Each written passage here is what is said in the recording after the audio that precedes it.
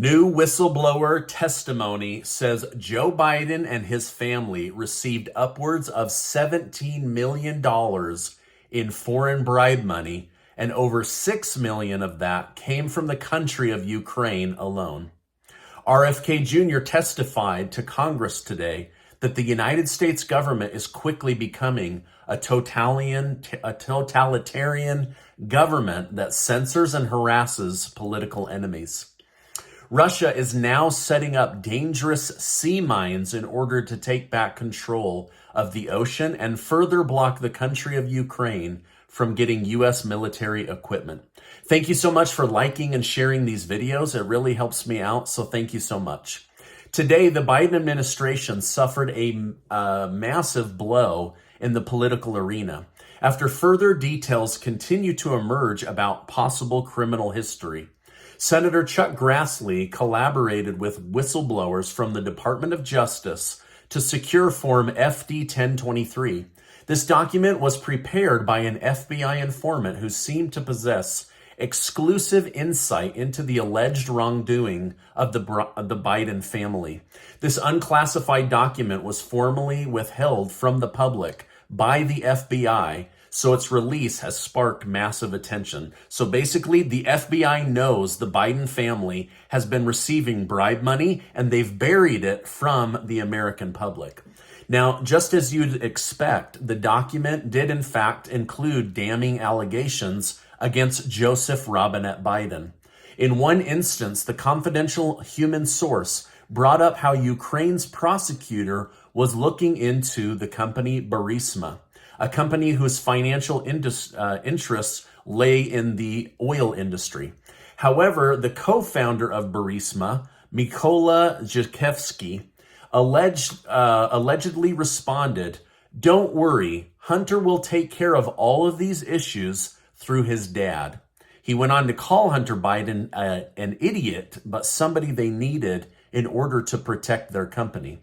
Furthermore, Zlochevsky allegedly claimed that he didn't want to pay the Bidens, but was coerced to do so. Now, the real silver bullet here is that the documents confirmed that Zlochevsky recorded these calls with Joe Biden as his insurance policy, meaning these audio tapes are still out there and will likely come forward. To me, Joe Biden's previous claims that he never spoke with his son about his foreign business dealings has completely been debunked at this point. However, it seems the corruption didn't stop there, as new testimony from an IRS whistleblower, Joseph Ziegler, has raised even more eyebrows. Ziegler stated that when he tried to investigate the president's finances, he was told by superiors that he wasn't allowed to ask questions. Now, despite facing resistance, Ziegler managed to uncover crucial information. During the hearing, he confirmed having knowledge of the Bidens receiving at least $6.5 million from Burisma alone. Now, Ziegler stated in total, the Bidens have received close to $17 million in illegal foreign money. But again, he was told by superiors, ignore this fact and don't ask any questions. Now, it appears that the Biden family had built dozens of shell companies that they could flow money through solely for the purpose of avoiding this money being detected and keeping Joe Biden protected. Now, White House spokesman Ian Sams responded to the new details, stating, "Despite years of obsession and countless wasted taxpayer dollars on a wild goose chase, the House GOP hasn't offered a single credible piece of evidence of wrongdoing by the president. Luckily for those who follow this channel, we know the truth." Now, it's interesting that they say obsession for years. This all came out within the last 5 or 6 months, so I don't know why he's saying that. And this money should be collected from the Biden family if they are in fact guilty. And that's what the GOP Oversight Committee is out to prove. Now, today, Biden's top Democrat challenger, Robert Kennedy Jr., issued a powerful testimony in front of the House Weaponization Subcommittee concerning censorship. He stated, "A government that can censor its critics has license for every atrocity. It is the beginning of totalitarianism. There's never been a time in history when we look back and the guys who were censoring people were the good guys." I really hope America continues to be a nation of free speech because we're already being lied to by our government on almost a daily basis. Now, isn't that interesting what Robert Kennedy Jr. said? When you look back on history, the people censoring other people are never the good guys. So we have to be really careful. All right, now I have some really big stories to share with you. But first, a word from today's video sponsor. Have you ever Googled yourself and you were shocked to find your personal information exposed on one of those public listing sites? Data brokers are making a fortune selling your information to robocallers, spammers, and others who want to learn about you, including where you live. That's why I'm excited to tell you about today's video sponsor, Aura. Aura can identify data brokers exposing your info and submit opt-out requests on your behalf. Brokers are legally required to remove your information if you ask them, but they make it nearly impossible to do so. Let Aura handle this for you. You can try Aura for free for 2 weeks using my link. Also, Aura does so much more to protect you and your family from online threats than you would even guess. It's really easy to set up, and you don't have to download several different apps to get things like parental control, antivirus, VPN, password management, identity theft, insurance, and much more. All of this in one place for an affordable price. Let Aura do the hard work of keeping you safe online so that you can focus on the things that matter most to you. You can either let people continue to exploit and profit off your private information, or you can go to aura.com/Steven to start your free trial today. I'll make sure to leave a link in the video description and the pinned comment down below. Aura is an amazing company, and I'm so grateful that they sponsored today's video. The situation in Ukraine is worsening quickly. As I reported recently, Russia has ended their grain deal with Ukraine, which means that trade on grain is being halted, which means grain is not getting out to the rest of the world.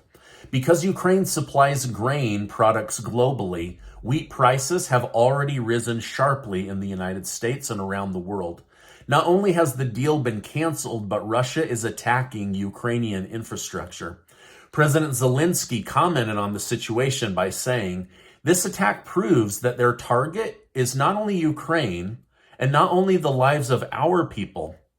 About 1 million tons of food is stored in the port attacked today. This is the volume that should have been delivered to consumer countries in Africa and Asia long ago." Now, according to Zero Hedge, U.S. intelligence has already stated that Russia is laying mines to block ships from reaching Ukrainian ports. These claims seem to have a strong backbone, as Russia announced that any ships traveling to a Ukrainian port will be seen as potential military targets. So the grain can't get out and the ships can't even get in. And so there is now officially a major food blockade happening in the Black Sea.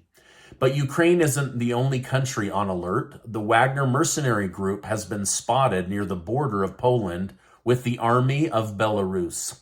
The Belarusian Defense Ministry claimed the act in question was only an exercise by Wagner intended to train the Belarusian army. However, with Poland being a member of NATO, this could go south quickly if Belarus were to breach their border. Now, I'm reading that Russia is not going to allow the Wagner mercenary group to participate in the Russia-Ukraine war anymore, but the purpose of them being in Belarus is to keep Prigozhin away from Moscow and to train the Belarus army to be a more effective killing machine.